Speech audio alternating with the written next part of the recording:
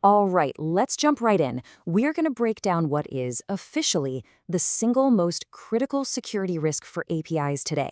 And look, this isn't just some minor bug. It's a huge, fundamental design flaw that's been behind some of the biggest data breaches we've seen in years. So, what is it? It is number one. When the Open Web Application Security Project, you know them as OWASP, put out their brand new Top 10 API security risks for 2023, this one was sitting right at the top. And trust me, it's there for a very, very good reason. And that number one risk has a name: Broken Object Level Authorization. We just call it BOLA for short. Now, you might have heard of it by its older name, which was Insecure Direct Object Reference, or IDOR. Honestly, whatever you call it, it is a problem you absolutely have to understand. So, what is BOLA really? Well, imagine a mail carrier. They do a great job checking that they're delivering a package to the right house address. But they never, ever bother to check the name on the package. You see the problem? The authentication, getting to the right house, is totally correct. But the authorization, making sure the package goes to the right person, is completely missing. That's BOLA in a nutshell. An API confirms you're a valid user, but it completely fails to check if you actually own the specific piece of data you're asking for. Now, it's really important not to get this mixed up with its cousin, BFLA, or Broken Function Level Authorization. Think of it like this. With BOLA, you're on the right floor of the office building, you're allowed to be there, but you can just go around opening anyone's desk drawers. With BFLA, you've somehow managed to get onto a floor that was supposed to be completely off limits to you.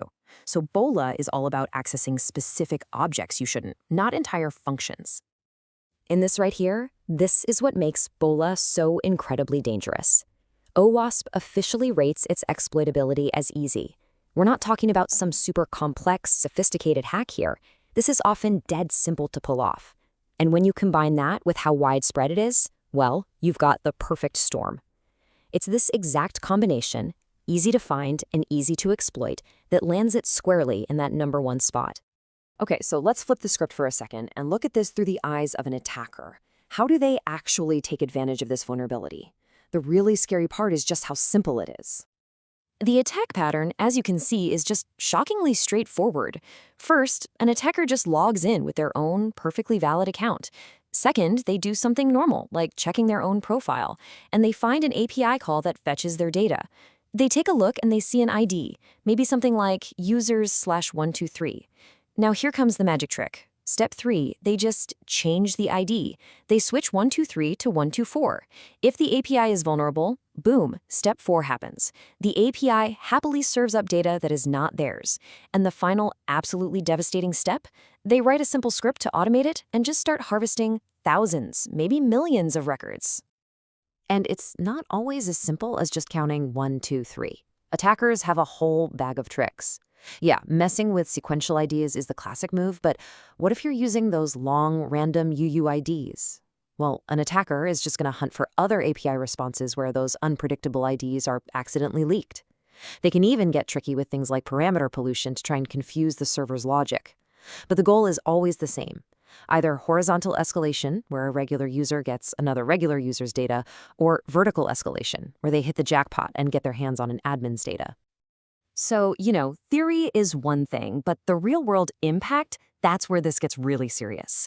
Let's take a look at the anatomy of a real breach, where this one simple flaw led to some truly damaging consequences for millions of people. Let's start with a really chilling question. What if an attacker could gain physical control over your car, not by some complex hack, but just by sending a command to an API, using your car's vehicle identification number, the VIN? Believe me, this is not science fiction. In a very real case, a major car manufacturer's API had this exact flaw. The API would check that the VIN looked like a valid VIN, but it completely forgot to check if the logged-in user actually owned that specific car. The results? Anyone with an account could send commands, unlock the doors, start the engine, track its location to any other vehicle on the entire platform. The impact here goes way beyond just data loss. We're talking about actual physical danger. Okay, now let's talk about the Duolingo breach from 2023. An attacker discovered a public API that would happily confirm if an email address belonged to a user and then spit out their profile info. So they just fed it a massive list of emails from other data breaches, and because the API had no rate limiting, they just sat back and let it hand over the data for 2.6 million users. And here's the kicker: the entire scraped data set was then sold on a hacking forum for just over $2. Unbelievable. And the business impact can be all over the place. In one instance, an e-commerce platform had a BOLA flaw that let anyone pull the revenue data for thousands of their competitors. That's a massive corporate espionage leak. In another case, a collaboration platform allowed users to delete documents they didn't even own, which led to permanent, irreversible data destruction. The financial and reputational damage from this stuff can be absolutely catastrophic. So the most important question is, how do we stop this? The good news is that while BOLA is incredibly dangerous, it's also very preventable. So let's walk through the playbook, the actionable steps for all you developers and security architects out there. The very first step is to ask yourself this question directly. It's time for a bit of honest self-assessment. Does your system have any of the classic telltale signs of a BOLA vulnerability? Here's a little checklist to get you started. Take a hard look at your code and ask, are we using simple, guessable IDs like 123? Do we have endpoints, maybe some old ones that might have been forgotten, where those crucial authorization checks are just missing? Is our logic inconsistent, where maybe a GET request is locked down tight, but the delete request for the same object isn't? These are the big red flags you have to hunt for. If you remember only one thing from this whole explainer, please make it this. This is the golden rule. It is not enough to know who the user is. On every single API call that touches a specific object, you must verify that this user has permission to perform this action on this specific object. Every single time, no exceptions.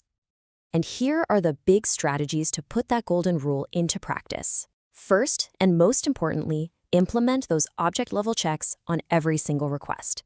Second, just stop using sequential IDs. Switch to random unpredictable UUIDs. Third, centralize your authorization logic. Use a single, reliable library or framework so it's applied consistently everywhere and you avoid those one-off mistakes. And finally, automate your testing. Build these checks right into your pipeline to catch these flaws before they ever see the light of day. So I'll leave you with this final thought. Authentication, that gets the user in the door. It answers the question, are you who you say you are? But that's only half the battle. The question that BOLA forces us all to answer is actually the most important one. Okay, but are you allowed to do what you're trying to do? Make absolutely sure your APIs can answer that question correctly.